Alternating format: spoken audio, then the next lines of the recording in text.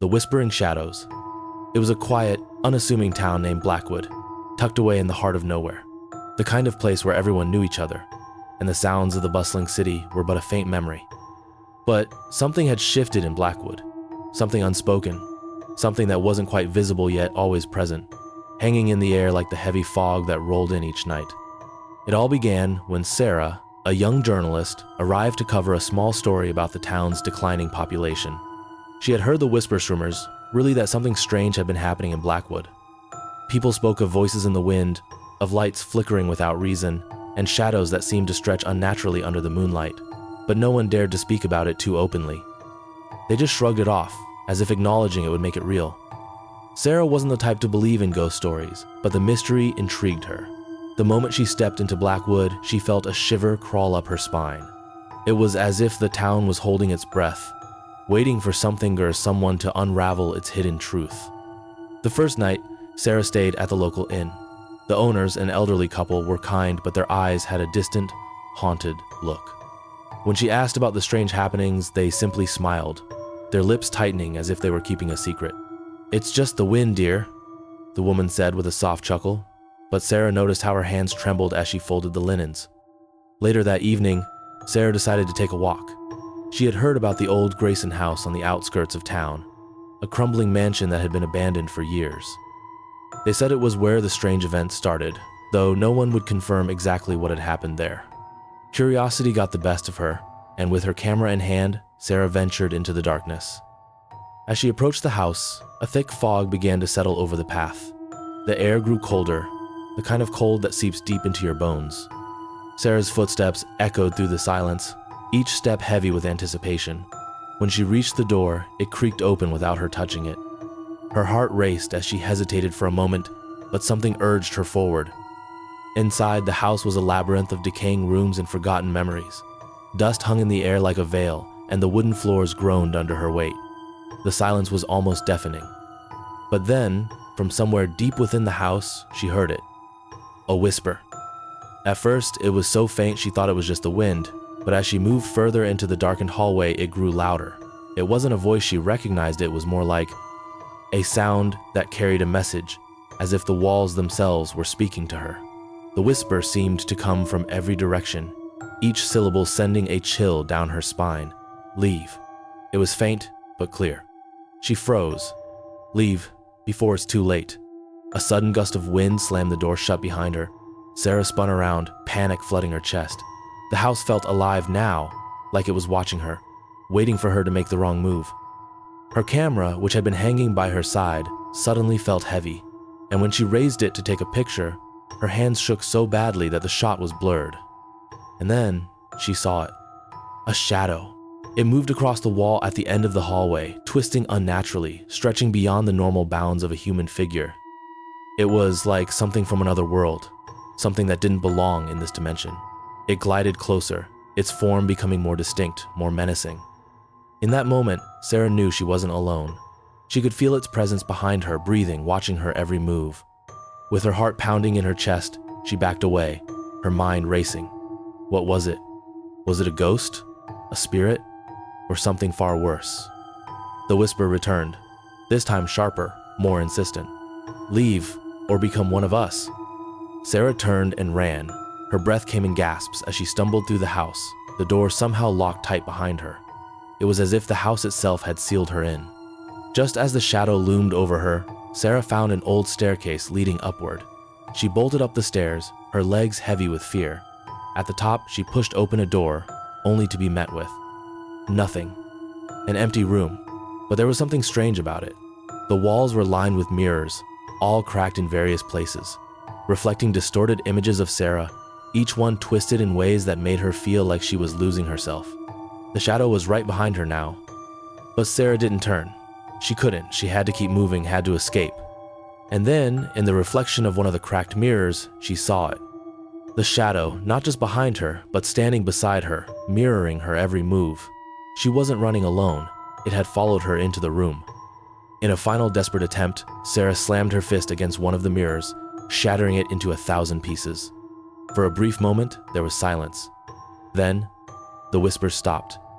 But when she looked down at the broken shards of glass, she saw something that made her blood run cold. In every piece of the mirror, there was one clear reflection. Sarah, but not quite. The face staring back at her wasn't hers. It was smiling. The reflection? It all began with a simple antique mirror. Lena, a 28-year-old artist, had found it in a dusty little thrift shop on the corner of her neighborhood. The mirror was large, encased in a beautiful golden frame with intricate carvings of vines and flowers. The shopkeeper had sold it to her for a ridiculously low price, muttering something about it being better out of the shop. Lena didn't pay much attention to his words. She was thrilled to have a vintage piece for her studio. But the mirror wasn't just any ordinary mirror. The first few days passed without incident. Lena hung the mirror in her studio where she worked on her paintings late into the night. At first, it felt like the mirror brought an air of elegance to the room. She even found herself glancing at it from time to time, admiring how it caught the light. But then, strange things began to happen. One evening, as Lena painted under the dim glow of her desk lamp, she caught a glimpse of something in the mirror, a moving quick and fleeting, like someone walking past behind her. She turned around instantly, but the room was empty. Her heart raced as she stared at the mirror, her own reflection staring back at her, wide-eyed and pale. "Just tired," she whispered to herself, forcing a shaky laugh. But the unease lingered. The next night, Lena decided to test her nerves. She stayed up late again, painting quietly in her studio. The room was silent, except for the faint sound of her brush against the canvas. She didn't dare look at the mirror, but she could feel it, as if it was watching her.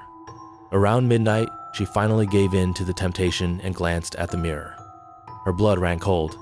Her reflection was there, but it wasn't moving in sync with her. While Lena sat frozen, her reflection tilted its head slightly, its eyes narrowing. It was subtle, so subtle that for a moment she doubted her own senses. But when she leaned closer, the reflection leaned back, its lips curling into the faintest, almost mocking smile. "Stop it, Lena," she muttered, shaking her head and looking away. But she couldn't ignore the feeling of something being wrong. Very, very wrong. By the third night, Lena couldn't ignore the mirror any longer. She decided to cover it with a sheet, hoping to block out whatever strange energy it was emanating. But when she reached to drape the cloth over it, her reflection didn't follow her movement. Instead, it stood completely still, watching her with cold, unblinking eyes. Lena screamed and stumbled backward, knocking over her easel. Her reflection didn't scream, it didn't move. It just stared, as though the glass was no longer a barrier but a window into another world, one where she didn't belong. She ran out of the room and locked the door behind her. That night, she barely slept, her mind racing with fear and confusion. What was happening? Was she losing her mind? The next morning, Lena decided to get rid of the mirror. She called a junk removal service, but when the worker arrived, the mirror was nowhere to be found. It wasn't in her studio. It wasn't anywhere in the house. It was just gone. Relieved but unsettled, Lena tried to move on with her life, but things only got worse. Over the following days, she began to notice reflections in places where there shouldn't have been any, in the glass of her coffee table, in the water of her sink, even in the faint shine of her phone screen. And the reflections were never quite right. They moved when she didn't, smiled when she frowned, and sometimes they didn't appear at all. One night, as Lena stood in her bathroom brushing her teeth, she glanced at the mirror above the sink. Her reflection was there, but it didn't have her toothbrush. Instead, it stood completely still, staring at her with an expression of cold detachment. And then it whispered, "Come closer." Lena froze. The voice wasn't hers, but it came from the reflection. Her reflection's lips moved, but she hadn't said a word. "Closer," it said again, its tone dripping with menace. Terrified but unable to resist, Lena leaned forward, her face just inches from the glass. The reflection's lips twisted into a sinister grin, and its eyes darkened, becoming pitch black. Before Lena could react, the mirror's surface rippled like water, and a cold, skeletal hand shot out, grabbing her by the wrist. She screamed, pulling back with all her strength, but the hand was impossibly strong. "Switch places with me," the reflection hissed. "Let me out." Lena's screams echoed through the house, but no one came to help. The mirror began to glow faintly, its surface shimmering as though it was alive. The reflection's grin widened as it pulled harder, dragging Lena closer to the glass. With one final desperate cry, Lena managed to wrench herself free. She stumbled backward, crashing to the floor as the mirror returned to normal. Her reflection was gone, replaced by an empty, featureless surface. But the room was eerily silent, too silent. From that day on, Lena avoided mirrors entirely. She covered every reflective surface in her house, refusing to let them catch even the briefest glimpse of her. But no matter what she did, she couldn't shake the feeling that something was watching her. And sometimes, late at night, she swore she could hear it, whispering, "Come closer." The silent train. It was just after midnight when Armin arrived at the dilapidated train station. The platform was eerily quiet, save for the occasional gust of wind that howled through the cracked windows of the old waiting room. The station was abandoned, at least. That's what he had been told. Yet tonight, the station lights flickered faintly, casting long, shifting shadows across the empty platform. Armin wasn't supposed to be there. He had taken a wrong turn on his way home, his GPS cutting out as he drove through the countryside. The rainstorm earlier in the evening had left the road slick and treacherous, and when he spotted the faint glow of the station in the distance, he thought it might be a good place to stop and get his bearings. But something about the station didn't feel right. The old, rusted clock on the wall read 12:07. The second hand was frozen, stuck in an eternal moment, yet the faint tick-tick-tick of a clock could still be heard, echoing faintly in the stillness. As Armin stood on the platform, he noticed a faint rumbling beneath his feet. The sound grew louder, accompanied by the distant wail of a train horn. His brow furrowed in confusion. There hadn't been any active train lines in this area for decades. But before he could react, a train emerged from the darkness, screeching to a halt in front of him. The train was unlike anything Armin had ever seen. Its sleek, black exterior glinted faintly in the flickering light, and its windows were shrouded in darkness. The doors hissed open, revealing an empty interior bathed in a dim, unnatural glow. Against his better judgment, Armin stepped forward, peering into the train. "Hello?" he called out, his voice echoing back at him. There was no response. A single piece of paper lay on the floor near the entrance. Curiosity got the better of him, and he picked it up. The paper was yellowed and brittle, with a single word scrawled across it in faded ink: "Bored." Armin hesitated, glancing over his shoulder at the empty platform. There was no one around. No reason for the train to stop here, except for him. Against the screaming protests of his instincts, he stepped onto the train. The doors hissed shut behind him, sealing him in with a finality that sent a shiver down his spine. The interior of the train was pristine yet unsettling. The seats were upholstered in deep red velvet, and golden sconces lined the walls, casting a warm yet unnatural glow. But the train was silent. No hum of engines, no creaking of wheels on tracks. It was as if the train was suspended in a void. Armin took a seat by the window, peering out into the night. But there was nothing outside, no trees, no buildings, not even the faint outlines of distant hills. Just an endless blackness that seemed to stretch on forever. And then he saw them. Figures began to appear, one by one, in the seats around him. They didn't walk or move. They simply materialized, like shadows taking form. Each figure was shrouded in darkness, their faces obscured, their bodies still as statues. "Excuse me," Armin said nervously, his voice trembling. "Where's this train going?" No one answered. The train jerked forward, and Armin gripped the edge of his seat as it picked up speed. Outside the window, the black void began to shift, streaks of light flashing past like stars. But the passengers remained motionless, their shadowy forms unnerving in their stillness. Suddenly, the lights inside the train flickered. When they stabilized, the figures were no longer seated. They were standing now, facing Armin. His breath hitched as cold dread washed over him. "What do you want?" he whispered. One of the figures raised an arm, its shadowy hand pointing toward the window. Armin turned his head slowly, his heart pounding in his chest. Outside, he saw flashes of scenes, memories from his life, playing like a movie reel. He saw himself as a child, laughing with his parents. He saw his first love, the joy of their first date. He saw himself arguing with his brother, their last words harsh and unforgiving. And then he saw the accident. The memory hit him like a physical blow. The rain-slicked road, the sharp turn, the blinding headlights of the oncoming car. The moment he lost control, the moment his world went dark. Armin's hands began to shake. "No," he whispered. That's not what happened." The shadowy figures stepped closer, their presence suffocating. One of them leaned down, its faceless form inches from his own. When it spoke, its voice was a chilling whisper, like the rustle of dead leaves. "You are not supposed to be here." The train came to a screeching halt, throwing Armin forward in his seat. The lights flickered once more, and when he looked up, the shadowy figures were gone. The train doors hissed open, revealing the platform of a station that looked almost identical to the one he had boarded from, except this station was in pristine condition, glowing warmly under the soft light of lanterns. Armin stumbled off the train, his legs weak and unsteady. The moment his feet touched the platform, the train doors slammed shut, and the sleek black train disappeared into the night without a sound. He looked around, his heart still racing. This station was different, clean, vibrant, alive. A sign overhead read, "Welcome to your second chance." Armin's chest tightened as he realized what the train had shown him. The accident, the mistakes, the regrets, they were all reminders of the life he had almost lost. He had been given a second chance, but at what cost? As he stepped forward, a new determination filled him. Whatever had happened on that train, it had saved him, and he wasn't going to waste this second chance. But deep down, he couldn't shake the feeling that the train wasn't finished with him yet. The Whispering Forest. Nestled at the edge of the small village of Ravengar, the forest had always been a place of fear and mystery.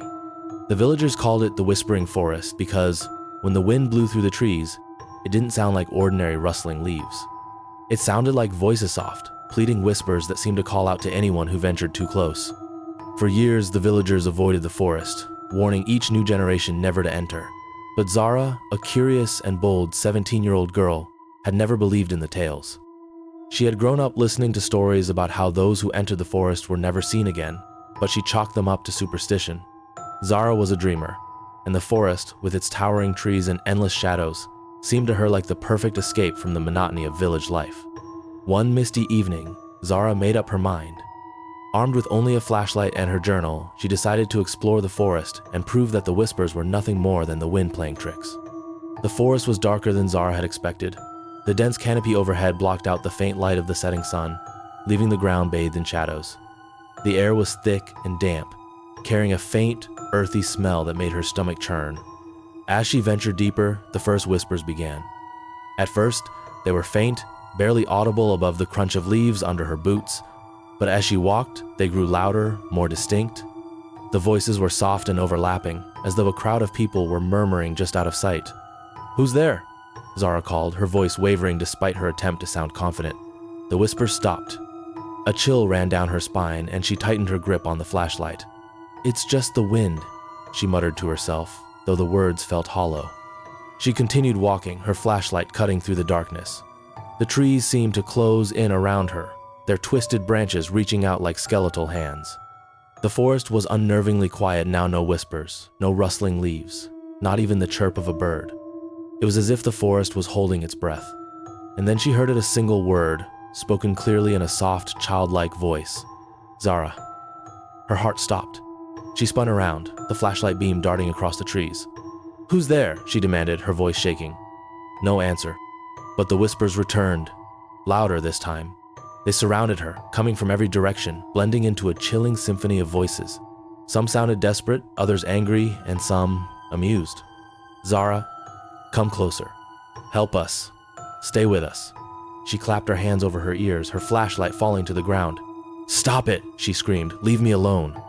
The whispers stopped again, and the silence was deafening. Trembling, she picked up her flashlight and began to retrace her steps. But the forest didn't look the same. The path she had taken was gone, replaced by gnarled roots and dense underbrush. It was as if the forest had shifted, trapping her inside. Panic set in as she stumbled through the darkness, her breaths coming in shallow gasps. And then she saw a faint light in the distance.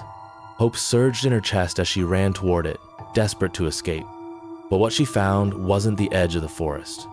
It was a clearing, bathed in an eerie, silver light that seemed to have no source. In the center of the clearing stood an old, crumbling stone well. A cold, unnatural energy seemed to radiate from it, making the hairs on the back of her neck stand on end. Against her better judgment, Zara approached the well. As she peered over the edge, she saw nothing but darkness and endless, suffocating void. But then, faintly, she heard it again. "Zara." The voice was louder now, coming from the depths of the well. It sounded like a child, frightened and alone. "Please, help me." Her heart ached at the sound. She knew she should run, but something about the voice held her in place. It sounded so real, so desperate. She reached out, her fingers brushing the cold, damp stones of the well. The whispers returned, louder and more frantic than ever. "Don't!" they cried. "It's a trap!" But the child's voice was stronger. "Please, Zara, I am scared." Before she could stop herself, she leaned over the edge, her flashlight aimed into the darkness. The beam barely penetrated the void, but she could see something moving far below a small figure, huddled and trembling. "Hold on," she called. "I'll get you out." The whispers turned into screams, a cacophony of voices begging her to stop. But Zara was determined. She reached deeper into the well, straining to grasp the figure below. And then it grabbed her. The hand that shot up from the darkness was cold and clawed, its grip like iron. Zara screamed as it yanked her forward, her flashlight tumbling into the void. The last thing she saw before the darkness swallowed her was a pair of glowing, inhuman eyes staring back at her from the depths of the well. The forest fell silent once more. Days later, the villagers found Zara's journal on the forest's edge, its pages filled with frantic, illegible scribbles. None of them dared enter the forest to search for her. They knew she was gone, just like all the others who had ignored the warnings. And late at night, when the wind blew through the trees, the villagers swore they could hear a new voice among the whispers. "Please, help me.